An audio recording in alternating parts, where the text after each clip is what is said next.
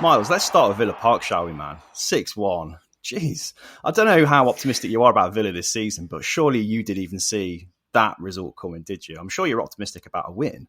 But for all of us putting like accumulators on, it was tough to pick between the two teams at the start of the game because stylistically they're both quite similar. I think Unai Emery is kind of a little bit of a path that Roberto De Zerbi wants to follow tactically as well. And even the formations are exactly the same. So what was the difference between these two teams, mate? One of them's actually a world-class coach and one of them is overrated. No, that's a bit harsh. I do like De Zerbi, just a joke.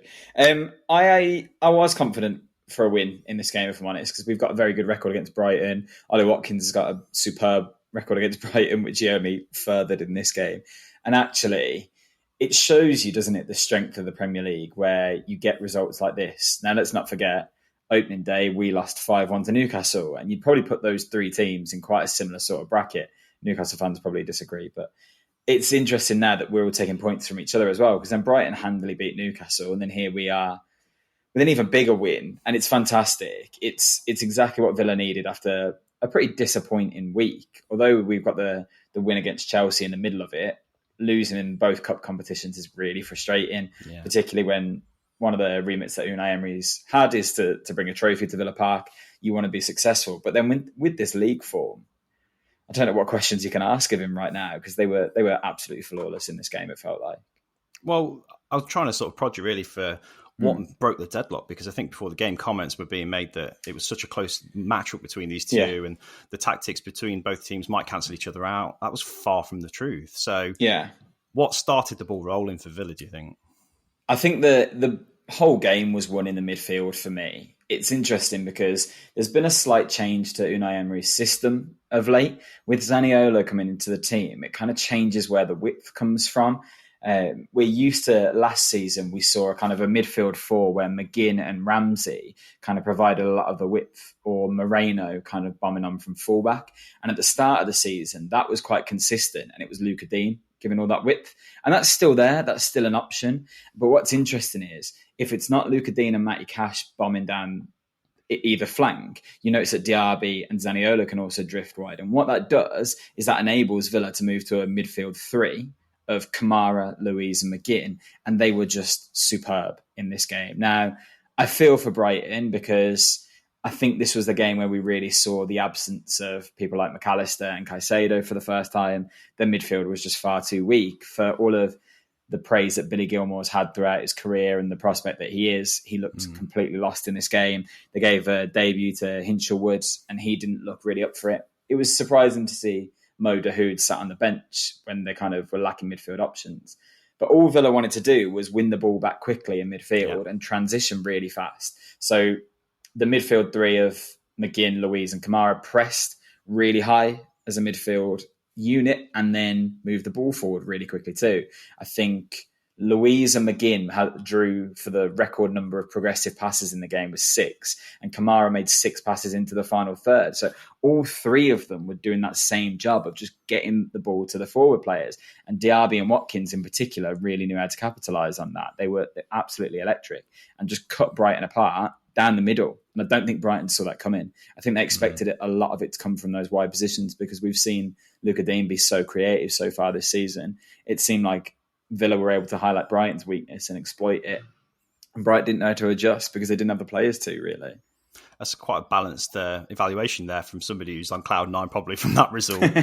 So appreciate I'll go into the rest that. of it. Well, yeah. So Dave, Miles mentioned like how intense the Villa press was, and I think there was talk beforehand about both teams being quite successful at that in the past. But Villa were relentless, really, weren't they, chasing Brighton down? And the game's ultimately about goals as well, and 6 of them came for Villa. Ollie Watkins got 3 of those as well, and I think I'm right in saying is the last person to score 2 hat-tricks or more than 1 hat-trick in the league since Andy Gray for Aston Villa. Is that right? Christian Benteke, surely. No, I think he scored more than 1 in the league. Yeah, so that's a pretty remarkable stat. So goals win games. Villa scored 6 of them. Dave, did they deserve it, or was it flattering? What did you think? I think I saw that their XG was something like 1.67 for this game, which is crazy considering they scored 6. You have to, obviously, particularly Watkins' third goal, absolutely emphatic. You know, when you have that kind of finishing, it's a massive boost. but he's got so much confidence at the moment. I think they definitely deserved it 100%. I don't think Brighton's lineup probably did themselves any favours. Myles already mentioned Hinshelwood coming in to make his debut. In an away game at Villa Park's always going to be very difficult.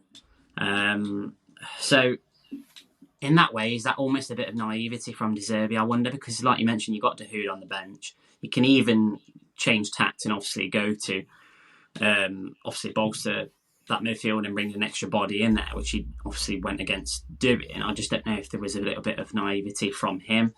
I think the team looked a little bit naive and perhaps thought it might not be they'd have to ride as big a storm as they did. They would just look completely out of sorts, particularly in that first half. They were just completely taken apart. So, I mean, full credit to Villa. I thought they were outstanding. But this was probably the perfect... They probably looked at that lineup before the game. No doubt Emery would have been thinking, we should be taking these to the cleaners, looking at that midfield, because Villa have got one of the best midfields in the league. It was more than the midfield, though, wasn't it? Because actually, what they managed to do really well, and by playing so much of the game through the middle, was they just nullified the wide players that have been really successful for Brighton so far this season. Like Solly March had to come off after the first half because I think he was dreadful, to be honest. It was the worst game I've seen from him for a really long time. And Matoma really struggled to get into the game. And part of that is because like I say, that so much of the ball stayed in the middle of the park. But also, that high line that Villa play, if you get it right against that, it can be really dangerous for Villa. But actually, it was really well led this week. And Ezri Konsa, again, just showcased why he's such a top talent and why it's criminal, really, that he's not in the England setup already, because I thought he bossed that defensive line. And his recovery pace is so vital for us without Tyrone Mings in there, because as good as Torres is on the ball, that's not what he brings to the team. And when you risk that fullbacks like Luka Dean and Matty Cash are going to push up so much, you need someone who's going to be able to track that defender with a high line. And Konsa did that perfectly. I think it was interesting that Brighton made so many changes at half-time and ready for the second half as well. And the first 5, 10, maybe even 15 minutes, it looked like it was working. They got that goal back through Fatty, which is it is nice for him to get off the mark, obviously. And then the Watkins hat-trick, that was so vital. If Villa hadn't scored at that moment, it would have been quite a nervy second half. And actually, it just killed any momentum Brighton were building. And they just looked so clinical. Like Dave mentioned the XG there. We were a bit fortunate with a couple of deflections at times. But actually, that's what Watkins will get. It's not the first time we've seen Watkins bag hat-tricks where deflections have helped him. This is exactly what happened against Liverpool when we gave them a spanking.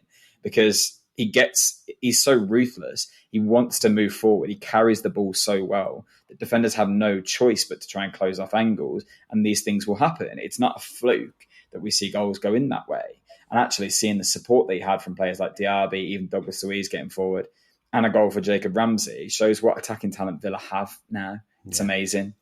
I think for me, the fundamental difference is just that the quality of Villa's players is that bit better than Brighton's. And that's always been the case. But I think Brighton has shown just how much they've overperformed in the last couple of seasons now, especially since De Zerbi's taken over. He's got the absolute maximum out of them. But yeah, quality in abundance for Villa. I think nowhere more so than with Ollie Watkins. And I think he was overdue a performance and a goal-scoring performance as well in front of watching Gareth Southgate. I'm not sure how much of a difference it'll make to his England prospects still, but incredible quality from him. Three of them have to be in the next squad. Him, Ramsey, and Konsa have to be in the next squad. It's ridiculous how often they get overlooked, but he was there, and it still won't make a difference. He's probably just there to watch Danny Welbeck and see whether he could get back in. If we're totally honest, but worth noting. Yes, Brighton are an excellent side, but this is Villa at Villa Park right now, so that's 10 wins in a row in the league now at home. That's an astonishing record. And in that time, I think they've scored 27 goals and only conceded 4.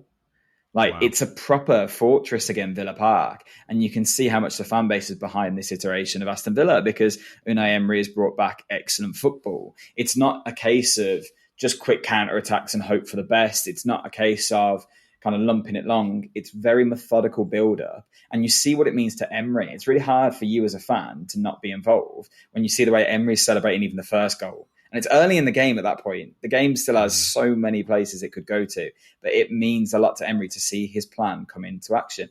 And it did that for the whole game. And it's really clear how many of the players are buying into his system. I think only Haaland and Salah have had more goal contributions since Emery took over at Villa than Ollie Watkins.